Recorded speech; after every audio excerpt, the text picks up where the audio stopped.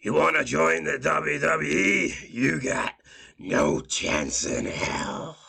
Or at least that's what Tony Khan seems to think about the AEW talent, guys. Welcome to the shit show continuation that is AEW. Things just go from bad to worse with AEW. Last night's Dynamite, one of the weirdest things I've ever seen. The big title unification match. They created an interim champion just for Moxley to squash CM Punk in a matter of fucking minutes. Like, what was the point? Why didn't Moxley just win the title? If they want to have some injury finish, then just take the belt off Punk. There you go. He loses the title because he had a legit injury. But no, they brought him back just to have him lose via an injury. What was the point of that? WCW booking right there. We had the champion Thunder Rosa also got injured. She doesn't vacate her belt. She ain't able to challenge she ain't able to defend the belt at the pay-per-view, but instead they create a new interim women's championship. Again, what was the point of that? It's just dumb. If you're injured long term, you vacate the belt. And if you're not injured long term, then you don't need to vacate the belt and there's no need for an interim champion. These whole interim champion things are absolutely dumb. But it's AEW, so what do you expect? But big news here. AEW, Tony Khan called a mandatory meeting prior to AEW Dynamite. So a mandatory meeting, meaning that basically everyone that Tony Khan wanted to attend this meeting had to attend. The meeting, Tony Khan reportedly discussed the company's expansion of talent relations and development team. Quote, the access to Tony Khan was also addressed as the rumours of miscommunication and lack of access to him had emerged. Kenny Omega and the Young Bucks were said to have made it clear that their door is always open and that they can be reached for concerns as well. End of quote. So, I mean, people talk about McMahon being hard to approach. You know, it's hard to get conversations with McMahon. It sounds like here it's hard to get a conversation with Tony Khan because he's not very approachable. Now, Omega and the Young Bucks have said that their door's always open, but who the hell wants to speak to the Young Bucks? Why would you want to go to the Young Bucks?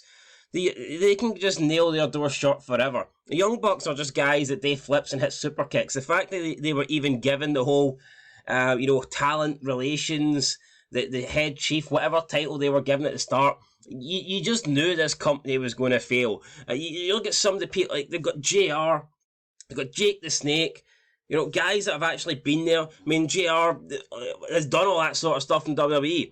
But no, they put the Young Bucks in charge. What's the Young Bucks ever done? Well, like what's their title? Super kick fucking nerds. Like, why are the Young Bucks and Kenny Omega essentially number 2 next to Tony Khan? And you expect this? I mean, Tony Khan, a guy that doesn't know what he's doing, and then his backup is 3 guys that don't know what they're doing. So I mean, WWE. You look at the history of WWE. McMahon, always had, smart and experienced people that were in the business for a long time, as his right-hand men. But Tony Khan's got the Young Bucks as his right-hand men, so probably so he can jack them off alongside Dave Meltzer. But again, just if you look at the management team here on AEW, it's an absolute joke. And what I think's funnier, that after this, Johnson of Fightful Select says, and he quotes, Khan also made it clear that AEW was an industry that has long been dominated by WWE and that they had put everything into making things better for the talents.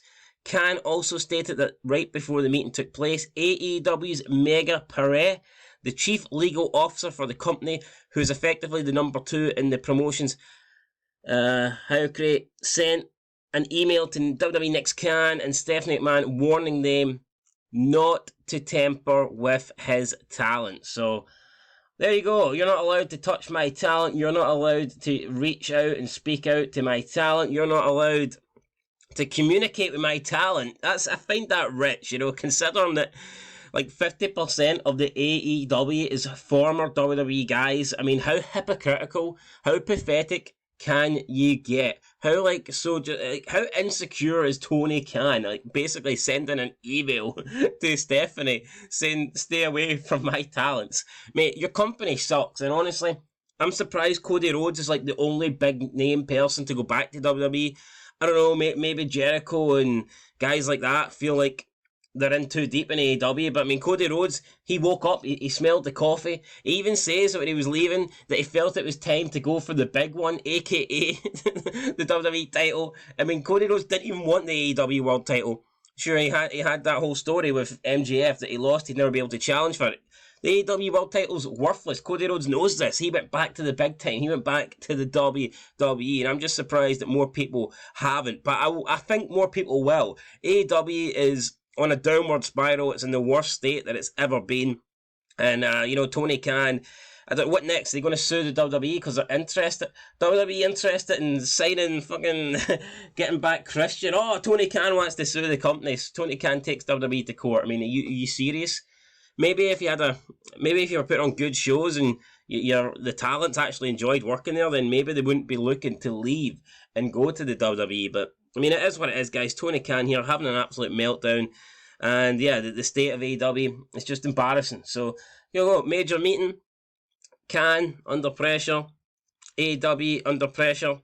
I think this company will fold. I'll give it a couple of years. They've got the money. It's not like money's an issue. But it's just so bad, it's going to get to a stage where the ratings go down and down and down. Nobody's watching it. Maybe the whole roster will leave, and then Tony Khan AEW will be on the WWE Network in 5 years. That's my prediction, guys. There you go. Heard it here first. Pretty much everybody, every promotion will end up on the WWE Network. Apart from maybe Impact. We all thought Impact was going to die like 10 years ago, but Impact seems to outlive everybody. It's like a fucking zombie or something. It just keeps coming back to life. It won't die. Impact Wrestling will never die. Anyway, that is it, guys. AEW fucking sucks. Till next time. Peace.